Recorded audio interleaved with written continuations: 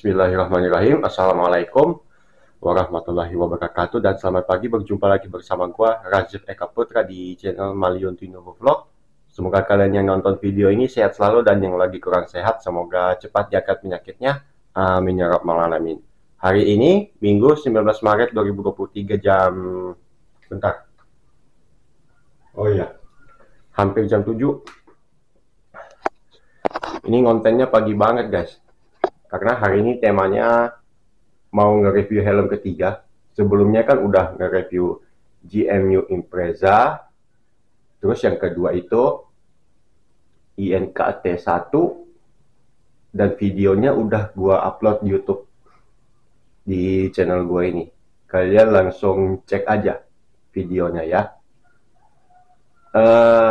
Hari ini gua mau nge-review helm, tapi ini bukan helm half face, tapi ini full face, guys.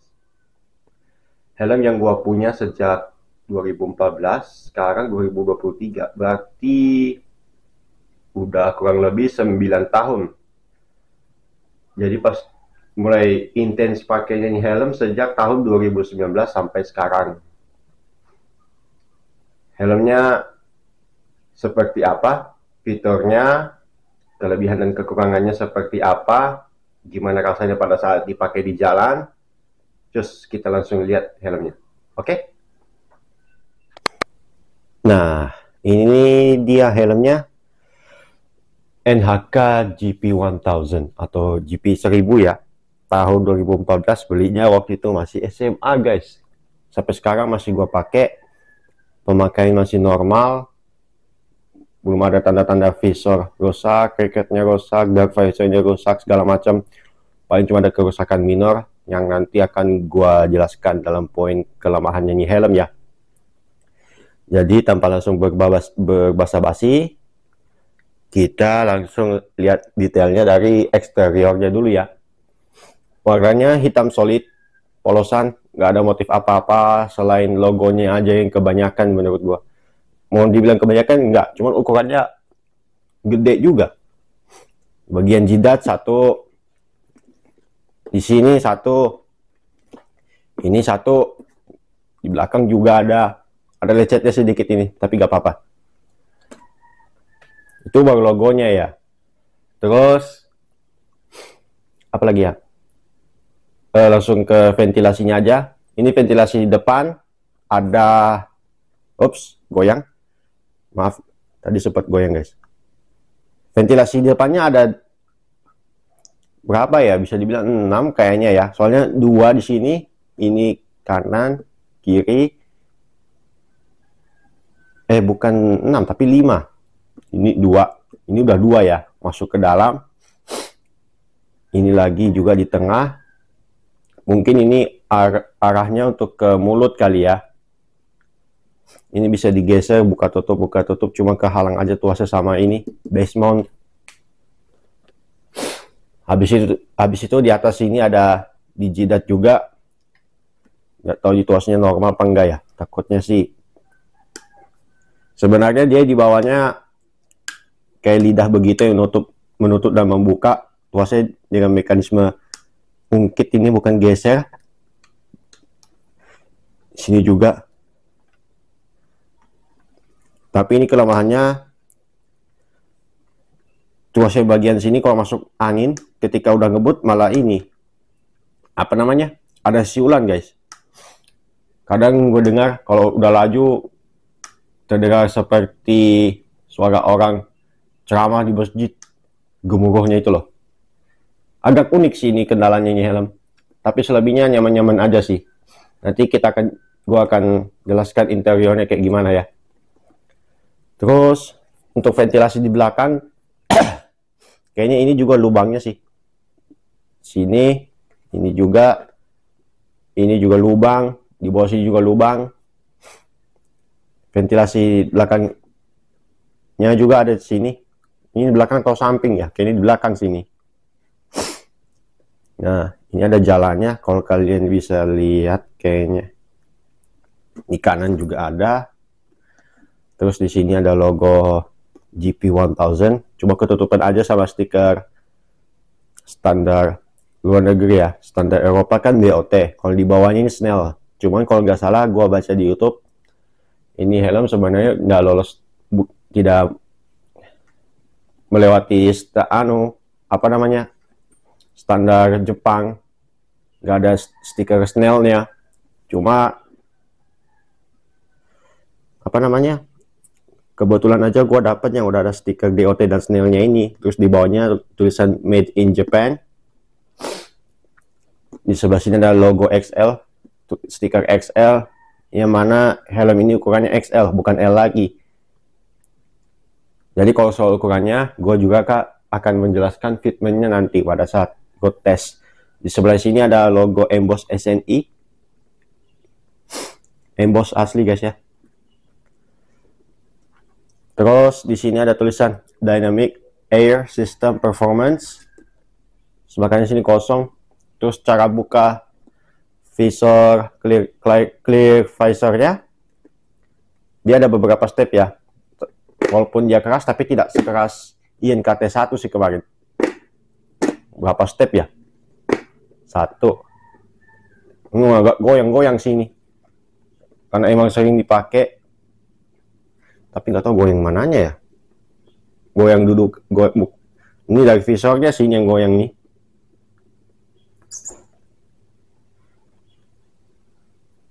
Nah ini helmnya baru 1 step ya ini.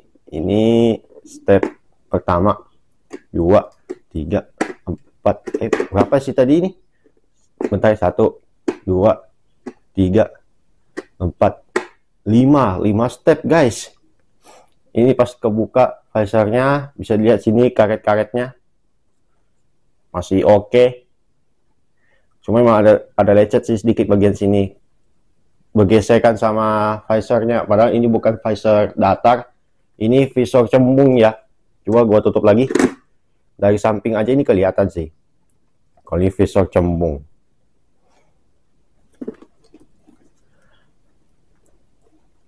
Cara melepas visornya ini agak ribet sih, bukan nggak bisa, cuman tuasnya yang ini untuk melepas visornya itu emang agak keras. Biasanya jari gua sampai sakit cuma ngelepas ini doang. Terus untuk baut pemasang raketnya, penyangga visornya ini kan baut aslinya itu kan agak pendek seingat gua. Pernah sampai suatu hari itu lepas bautnya. Nggak ngerti sih kenapa bisa lepas. Untung ada baut di rumah yang nggak kepake, gua pasang aja di sini.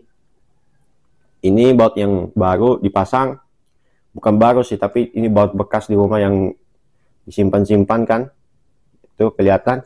Dan baut aslinya itu seperti ini guys. Biasa ada yang mengeluh juga raketnya cepat patah, rawan patah. Ini masih bagus kok, ini cuma agak goyang aja, tapi gak sampai copot, gak sampai ada kejadian ketiup angin turun sendiri, masih oke lah. Terus kita bahas ke apa lagi ya, ada lagi tulisan di atas sini RDV Racing Double Visor. Ya, ini helm punya double visor guys.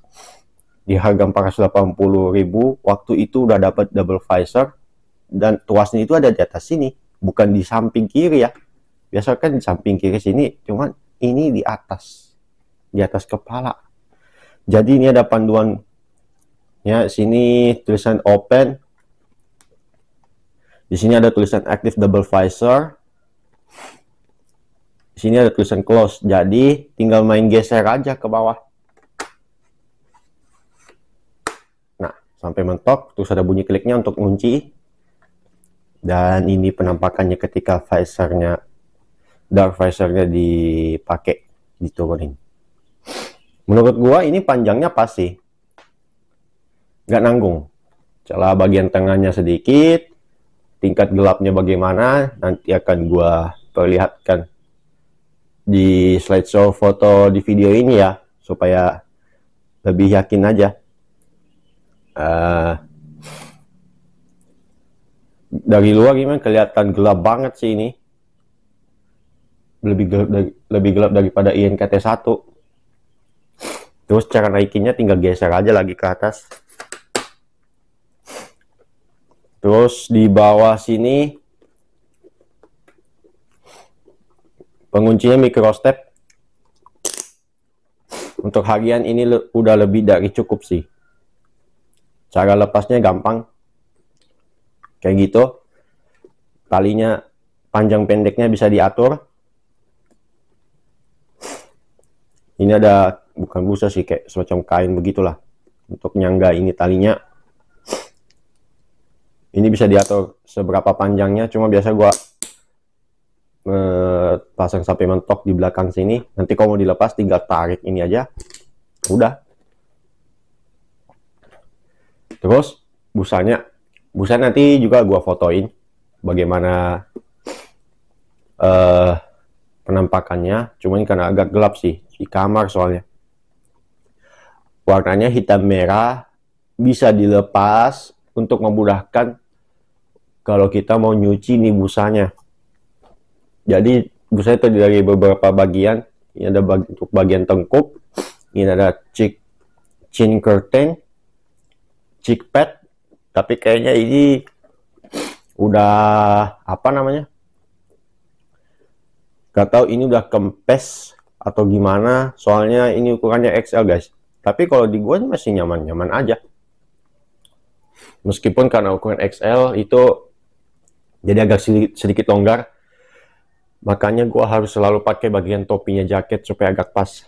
Nggak gerak-gerak gitu. Soalnya kalau terlalu longgar kan nggak enak juga rasanya di kepala gua. Kayaknya di sini ada beberapa tulisan di bagian sini. Bentar, gua cari dulu tulisannya apa. Agak gelap soalnya. Sini tulisannya. Waduh, gelap guys. Aduh. Tracing Technology.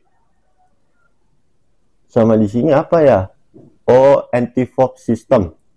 Iya ya, anti-fog system. Nggak tahu di bagian mananya yang anti-fog. Tapi kayaknya kalau hujan, selama gua pakai ini, bagian dalam kacanya sampai berembun sih. Mungkin itu alasannya kenapa ada yang namanya Pinlock. Pinlock itu kan merek dagang dari alat ini anti-fog. Jadi dipasang di bagian belakang kaca helm, dudukannya udah ada, tinggal pasang aja. Bahkan seingat gua kayaknya udah ada ini, disertakan Pinlock di dalam dos helmnya. Terus apa lagi ya? Jadi kalau misalnya gua ditanya lebih pilih tear off atau anti fog, gue lebih pilih anti fog dari Pinlock sih, karena lebih ke fungsinya aja sih. Kalau tear off itu kan biasanya beberapa bulan sekali pasti diganti karena cepat lecet kan. Jadi lebih baik gue pakai ini aja sih, anti fog dari Pinlock itu. Alasan gue pasang stiker itu karena gue mau ini helm kalau dilihat dari jauh, stiker-stiker yang gue pasang ini kan stiker yang reflektif kalau terkena cahaya, jadi bisa dikenali. Karena helmnya emang dasar warnanya hitam, jadi gue butuh yang stikernya bisa memantulkan cahaya gitu, jadi bisa kelihatan jelas kalau kena sorot cahaya. Dan yang jarang dimiliki helm full face atau half face itu menurut gue adalah mata kucing. Sini ada pokoknya 3 mata kucingnya. Di tengah sini juga, ini juga 1. Ini kalau malam kan sama kayak stiker yang gua pasang di helm ini. Jadi kalau malam dia bisa memantulkan cahaya. Kebetulan aja ini emang warnanya merah sih. Dan ada tulisan Integrated Reflector Light. Terus sisanya lagi ya hiasan-hiasan doang sih stiker ini. Austin 316 kanan kiri. Karena gua ngefans sama Stone Cold Steve Austin. Sini ada tulisan berkakas, tulisan nama depan FB gua, di bawahnya sini logo Movistar, di sini juga logo Movistar lagi sebelah kiri, Rampit. Terus di sini ada stiker Monster Energy, cuma agak kehalang aja. Di sebelah kiri sini ada tulisan Deadman, karena ngefans sama The Undertaker. Di kacanya juga gua pasang stiker. Sini tulisan Indo Screen Dust Remover stiker, cuman nempel-nempel doang sini, gak ada tujuan apa-apa. hiasan-hiasan doang sih. Terus di sini ada stiker yang paling apa namanya? Yang paling kocak yang pernah gua pasang di sini adalah kalau diterjemahin 23 nasi uduk, kamu mau saya ciduk. Nah, ini stiker gua bahasa Jawa sih.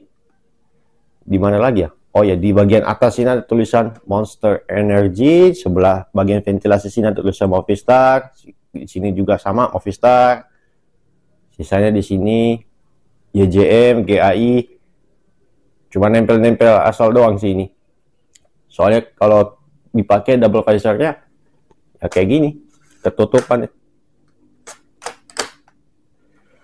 Terus untuk bahan, mungkin ini ABS atau termoplastik ya, soalnya harganya kalau di bawah 500% pasti begitulah.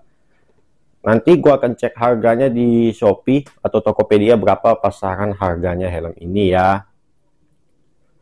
Soalnya harga 480 itu harga yang di tahun 2014 lalu guys. Itu waktu gua masih SMA kelas 1 atau kelas 2 kayaknya. Karena emang dari dulu memang pengen punya helm full face, cuma gua gak berani pakai waktu SMP, dan bener-bener gua pakai itu waktu kuliah, walaupun motor gua cuma motor bebek doang. Beratnya agak lupa sih berapa kilo ini beratnya, mungkin nanti akan gua coba cari-cari infonya deh. Terus depan sini seperti gue bilang tadi ada base mount, agak ngeganggu sini. Pemasangannya juga agak susah dan harus gue perkuat lagi dengan strap bawaan dari kamera berikanya. Dan satu lagi baru gue notice ini sebenarnya kan spons sih di sini aslinya ada logo NHK-nya itu dulu. Cuman dia karena dari spons lama-kelamaan dia kan kayak jadi kering. Karena tambahkan usia itu dia jadi lapuk, terkelupas. Akhirnya habis tuh. Sayang banget kan, akhirnya diganti nih sama bokap, dia ambil spons dibentuk sedemikian rupa. Ini kalau kalian bisa lihat yang biru ini sebenarnya ditutup sama kain jeans bekas, celana jeans bekas, terus ditempel di bagian sini. Dan karena ada tali strap dari kameranya tadi untuk nahan base mountnya, chin curtainnya sampai kayak gini sih, keangkat ke atas. Sama satu lagi di atas ini ada nose guard yang juga kena talinya sih, nggak bisa, agak susah sih ngatur supaya apa seimbang karena ada talinya ini. Bagian sini juga udah lepas, udah pernah dilem tembak, lepas lagi, dilem Korea juga sama aja. Aduh. Terus apakah helm ini support kacamata? Enggak sih, lu harus pasang helm dulu terus pasang kacamata. Agak merepotkan sih, soalnya kalau lu maksa nggak lepas kacamata langsung pasang helm, kacamatanya bisa patah guys, apalagi kalau bingkai atau gagangnya itu dari plastik. Jadi oke, sampai di sini dulu untuk sesi reviewnya. Kita akan langsung skip ke sesi slideshow fotonya dulu, baru kita langsung ke sesi apa, test ride-nya atau road test-nya. Oke. Apakah kalian penggemar street fotografi walau hanya menggunakan ponsel? Kalau iya, kalian langsung follow akun Instagram gua aja @razif_eka_putra. Nanti kalian bisa lihat hasil foto gua walau hanya menggunakan HP Oppo A5 2020 dengan Gcam LMC 8,4 R15. Semoga kalian terhibur dengan slideshow foto helm gua ini, dan sekarang kita langsung skip ke sesi road test atau test ride-nya. Nah, sekarang gua ada di Kelurahan Mamboro. Tapi kali ini gua agak sedikit terburu-buru karena gua mau bukan ngejar sih, tapi lebih ke mau lihat pameran mobil, guys. Oh, buset, keras banget suaranya itu motor trail. Oke, kita langsung bahas secara singkat aja gimana rasanya. Tapi gua sambil agak sedikit terburu-buru ya, soalnya mau lihat pameran mobil. Nah, ini double visornya. Tingkat gelapnya oke lah. Fitment karena helmnya agak gede dikit, jadi agak sedikit goyang. Dan sekarang gua pakai topinya ini, bagian topi dari jaket ini. Kita langsung jalan aja.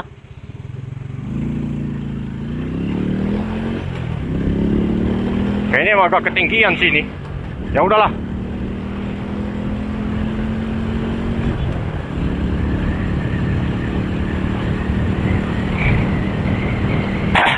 Kekedapan suara tidak terlalu bagus menurut gua. Ini sekarang dalam keadaan kaca helm tertutup. Dark visor oke, gelapnya oke, bagus. Mata masih bisa terlihat, terasa masih bisa dibuka lebar, gak silau. Ini hari Minggu ya, by the way. Sekarang jam 10. Ini bukan Sun Mori lagi nih, udah Sun Molor namanya. Wah, lampu merah guys.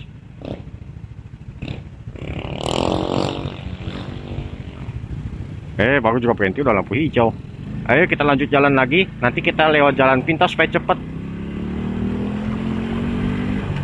Wah, agak kerawan sini kalau pivotnya panjang guys. Padahal cuma pakai 2. Dari J-hook sambung ke pivot yang panjang, terus sambung lagi pakai satu pivot yang pendek, terus pakai dudukan tripod, terus dipasangin frame case deh. Jadi emang kelihatan agak panjang, tapi biarinlah. Gua mau cepet-cepet tapi gak sampai terburu-buru ngebut banget juga sih.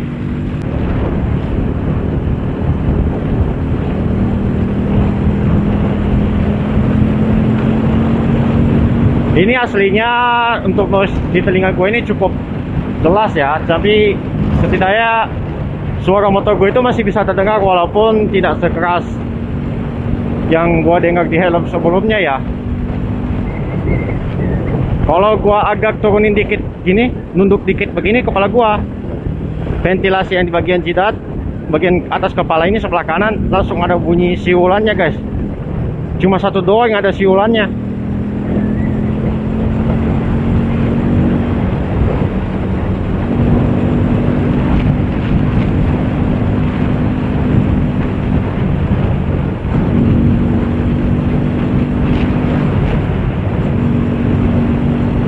Ini hari Minggu jalanannya rame ya. Cuman enaknya kalau kita bawa motor kan masih bisa selap-selip.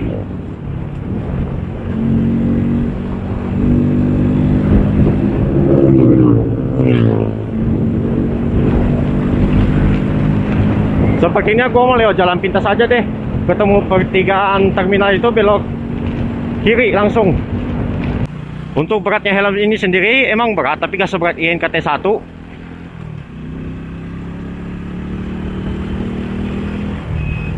Terus kalau kalian yang terbiasa pakai helm ringan, yang bobotnya ringan, terus beralih ke helm yang berat, pasti kalian akan merasakan pegel di bagian leher. Tapi kalau lama-lama sering dipakai, lama-lama bisa terbiasa sih. Apalagi ya, untuk ventilasi, balik lagi ke ventilasi, gue gak kerasa apa-apa sih di ventilasinya. Sepertinya antara berfungsi atau tidak, karena apalagi kalau gue udah pakai bagian hoodie-nya jaket ini, bagian topinya, penutup kepalanya. Gue pakai penutup kepalanya karena ukurannya itu XL guys. Kalau L mungkin masih bisa ngefit di kepala, gak sampai dibilang ngepres juga. Bahkan dinaikin ke atas begini dikit masih bisa loh.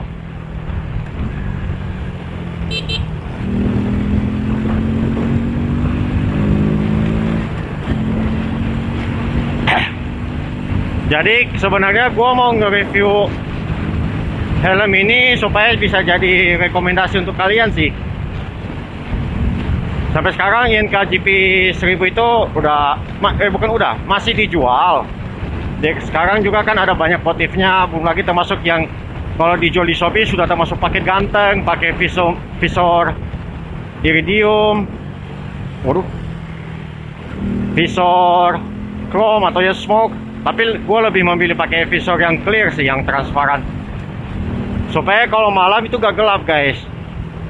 Gue gak berani pakai visor warna begitu, walaupun secara visual emang keren. Gua agak kebata kalau yang kayak begitu emang keren sih, belum lagi termasuk spoiler, tambahin dudukan pinlock. Bahkan di keranjang Shopee gua udah gua masukin tuh apa namanya? Visor flat untuk NHK GP 1000 sama pinlock kalau nggak salah.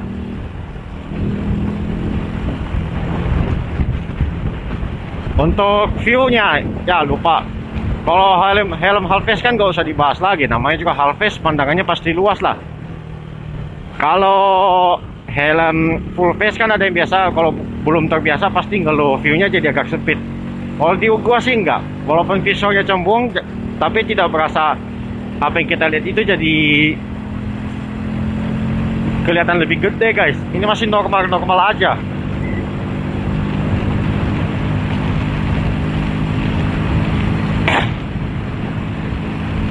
Cuma emang ada sedikit lecet sih di bagian visornya ini. Ada beberapa bagian lecet. Paling biasanya kalau gua ngelap visornya itu luar dalam, gua ambil kain microfiber, terus gua semprot kacanya pakai celing. Udah begitu doang.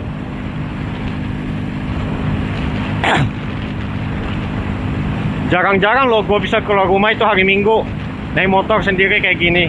Ini bukan San Mori lagi namanya, udah San Molor, karena sekarang udah jam 10 guys.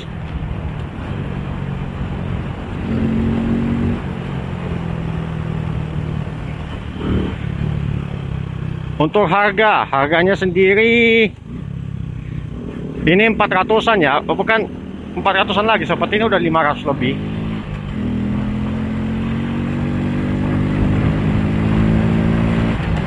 Apalagi kalau udah dipasangi, udah ada opsi paket ganteng guys, kayak dipasangi spoiler, dipasangi visor yang variasi kayak yang berwarna tadi, iridium, smoke, atau yang chrome, abu-abu itu, jadi bisa bercermin.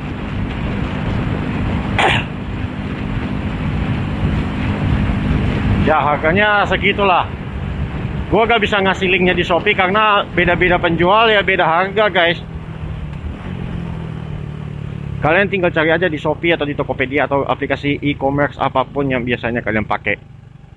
Jadi mungkin kita langsung ke kesimpulannya aja kali ya. Kelebihan pertama, ini helm ganteng dari depan, belakang, samping, oke lah. Tidak lebay-lebay amat. Tapi ini helm bukan untuk helm balap ya. Kelihatannya aja emang modelan helm balap, tapi ini lebih ke harian sebenarnya. Yang kedua, busanya oke, nyaman. Kainnya juga halus. Cuma nggak tahu ini udah kempes atau belum, karena selama ini yang pakai helm ini cuma gua doang. Bobot tidak terlalu berat, kayak sampai ngebebanin ini sih, ngebebanin leher. Paling beratnya cuma 1,4 kayaknya, atau 1,5 kilo kali ya. Terus kelebihan berikutnya di dark visornya, oke, gelapnya cukup. Bahkan sepertinya ini lebih gelap daripada, sedikit lebih gelap lagi daripada helm YNKT1. Tapi kalau dibandingin dengan dark visornya GM New Impreza, sama, kegelapannya sama aja, masih oke banget siang-siang begini. Ini mau jam 10 ya. Coba gue buka dulu nih. Woi, kelihatan terik banget guys. Namanya juga keluaran Tondo ya. Tutup lagi. Setidaknya mata jadi masih bisa kebuka lebar, gak silau.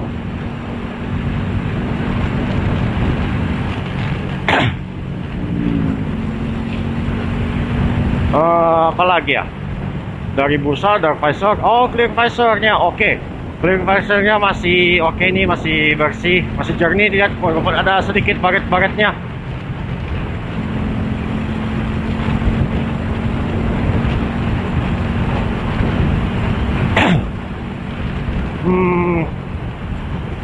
Untuk penguncinya, tali pengunci di sini masih micro step ya, tapi masih oke lah. Ini lebih simple penggunaannya ketimbang DD ring. Tapi untuk safety lebih bagus double D-ring sih, atau D-ring itu. Cuma gue belum punya helm yang double D-ring. Dan gue baru tahu helm Halves sekarang juga udah ada yang pakai double D-ring sih. Kayak helm NHK S1 GP Pro. Itu teman gue baru beli kemarin dari Makassar. Barangnya kan dari Makassar, mungkin dalam 1-2 hari ke depan barangnya udah sampai. Warnanya juga warna langka guys. Nanti gue akan perlihatkan fotonya di video ini ya. Dijual dengan harga 650, akhirnya laku di harga 600 dinego guys. Itu udah agak salah-salah lagi helmnya tuh, helm full face dari NHK itu. Visornya panjang, udah flat, bisa dipasangi anti-fog dari pin lock. Udah tersedia slot untuk dipasangi speaker intercom. Berarti dia sudah bisa pakai intercom tuh helmnya. Double visornya oke, modelnya cakep guys.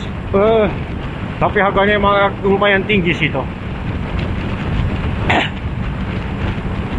Pokoknya saingannya helm yang ada di Indonesia ini antara INK, KYT, NHK, GM.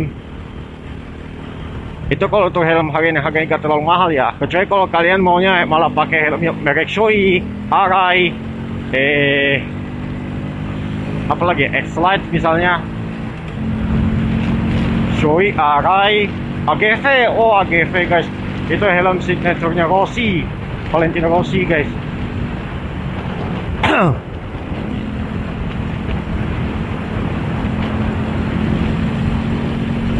Oh ya, untuk kelemahannya lagi. Kelemahannya satu, bobot.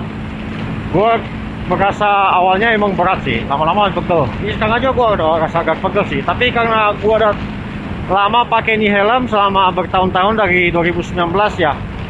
Sebenarnya udah dari 2014, cuma jarang kepake aja. Mulai sering pakai ini itu sejak 2019. Dari 2019 sampai sekarang gue masih sering pakai nih helm. Alasannya gue pakai helm full face itu karena memikirkan masalah safety-nya sih. Setidaknya dagu gue itu bisa lebih terlindungi. Yang kedua untuk kegedapan suara. Ini kalau udah ngebut kayak gini kecepatan 100 km per jam ke atas, mulai dari 80 km per jam lah. Wih, itu noise-nya guys.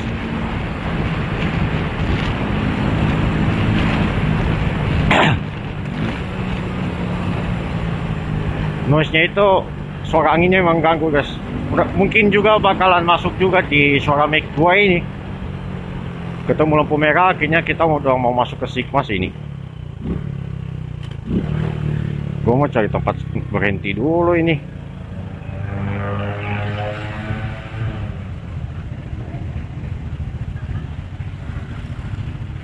Kelemahan berikutnya apa lagi ya?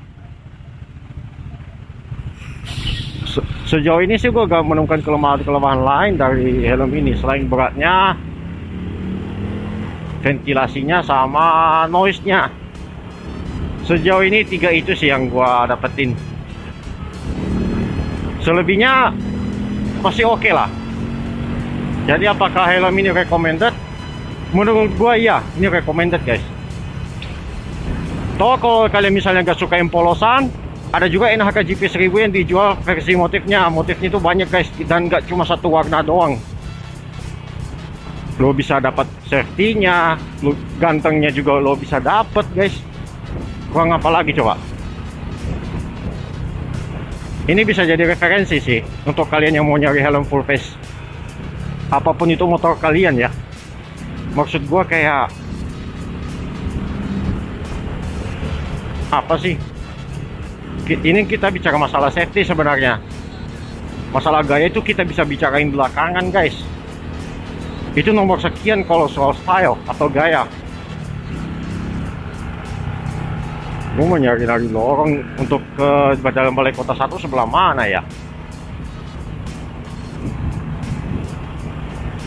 Udah lah, mungkin nanti gue lewat jalan veteran aja. Gue mau stop di jalan veteran dulu, mau nyari cek lokasinya. Wah, masih lampu hijau itu. Ya, lambat gue. Gini aja deh.